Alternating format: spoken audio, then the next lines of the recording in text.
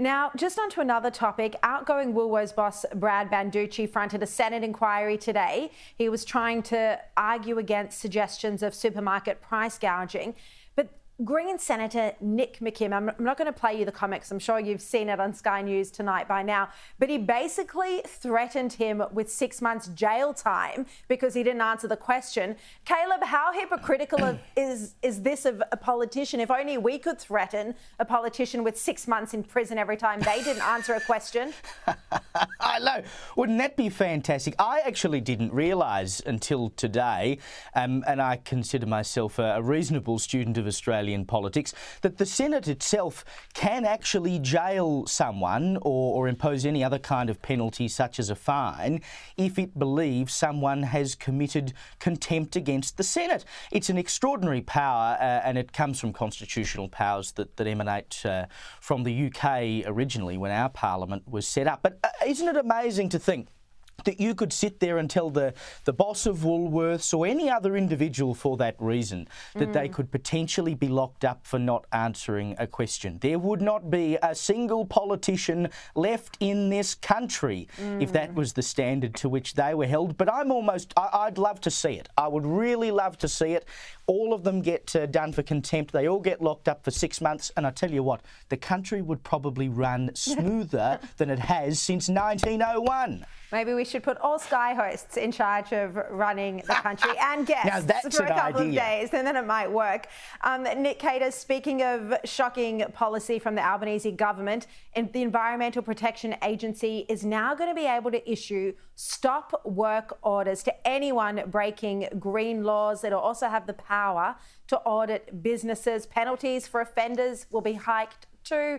This all thanks to Tanya Plibersek's new environmental nature positive laws.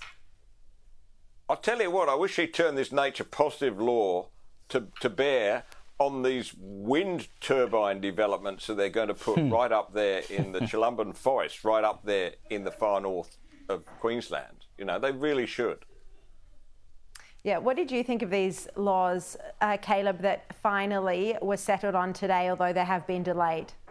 Oh, look, you know, it makes sense to have some kind of environmental cop on the beat. But seriously, when we're talking about the absurd amounts of money and the power to stop work immediately, it's almost like you're sending the environmental equivalent of the CFMEU to go and look after this stuff. I mean, why don't they put Greta Thunberg in charge and she can go and stop every piece of logging in this country? Because that seems to be the logical conclusion of what they're suggesting.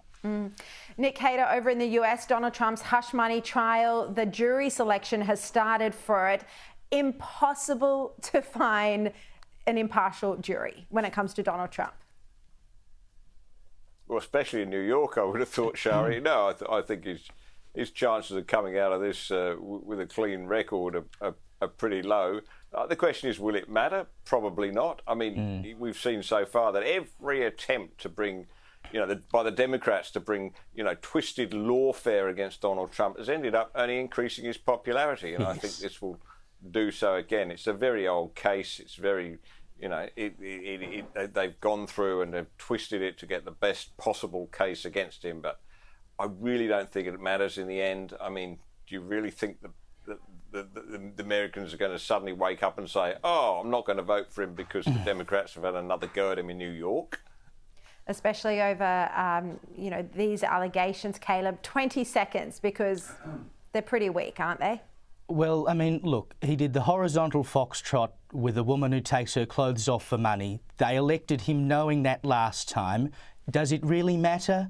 No. It's just an attempt to get him, and they hand more power to him. And it's brilliant. We're out of time. All right, Caleb Bond, Nick Cater, thank you so much.